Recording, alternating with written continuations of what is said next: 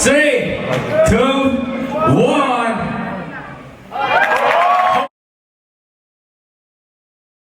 How you doing? Hugo, aka Mr. Smooth from Los Angeles, California. What's going on, people? Dancing since 1979. So you can do the math, I think a little over 30 years. Initially, it's popping, but I like to consider it a mix of different styles. I incorporate waving, animation, and popping. My teachers originally, one guy did more of a actually just popping style. One of the brothers was named Puppet Rick, so he did a puppet style and did a lot of different tick waving. And then the other cousin did more like a fluid dancing.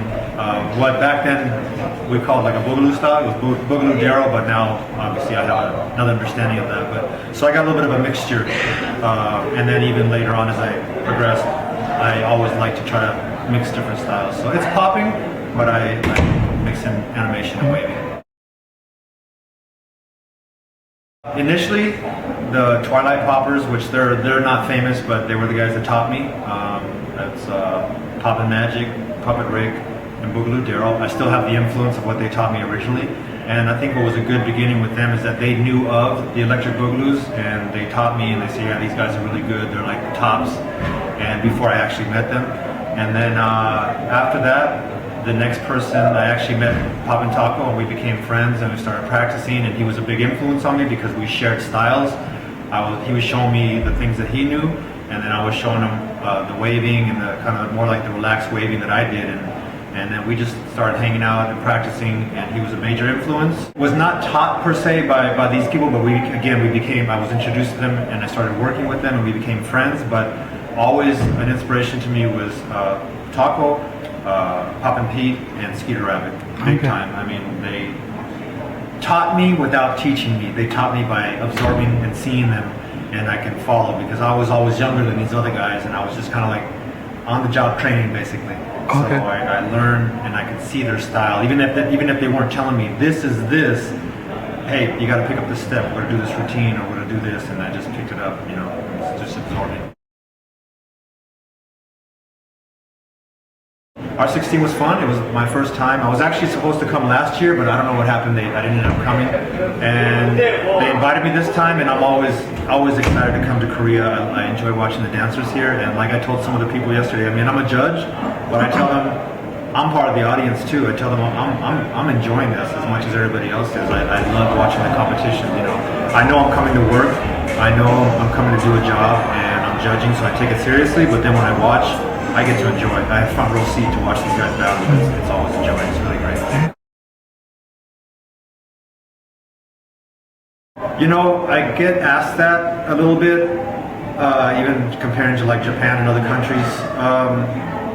I would say maybe now more than before, Americans are starting to catch wind and actually catch on to different foundational moves, because Los Angeles, well, America, but I consider Los Angeles like the melting pot. It's a melting pot. It's a tossed salad. It's everything goes in there, and there's so many different things and elements. And there's some people that are stuck in their ways, which is cool, or they do their own one style, but they don't experiment. And I like to intermix other styles and pick up different things, because I think that the more you know, the better you can be. But the difference is they were brought up and taught on foundational moves, whether it's EB style, whether it's what Poppin' Taco was doing, or whether what they were absorbed to, like what Bob and Andre did with animation. And then I like to say that along the way, because I was traveling to Korea and Japan and not a little bit China, but France, and I had a little bit of my influence, because when Taco was there, when he left, and I would go, and you know, I was going to Japan since the 80s, so we tried to show them, you know, you have the EB influence, but we try to show them how we can mix that in with waving and animation and snaking. But they're well-rounded, you know.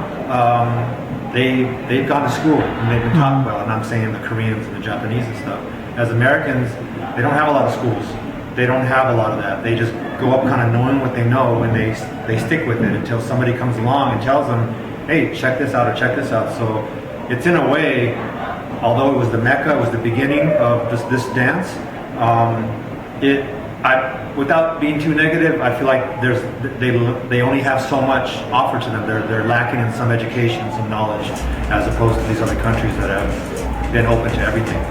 They have so many schools. They have ways to train little kids, older people. I mean, everybody can train on the elementary things and take it, and move on with it, and that's why I think they've done so well. Step-by-step dance.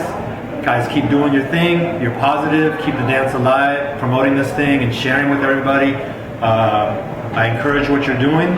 I respect what you're doing, and I appreciate your time and having me to do this interview. And just keep it alive, keep it doing, and be smooth.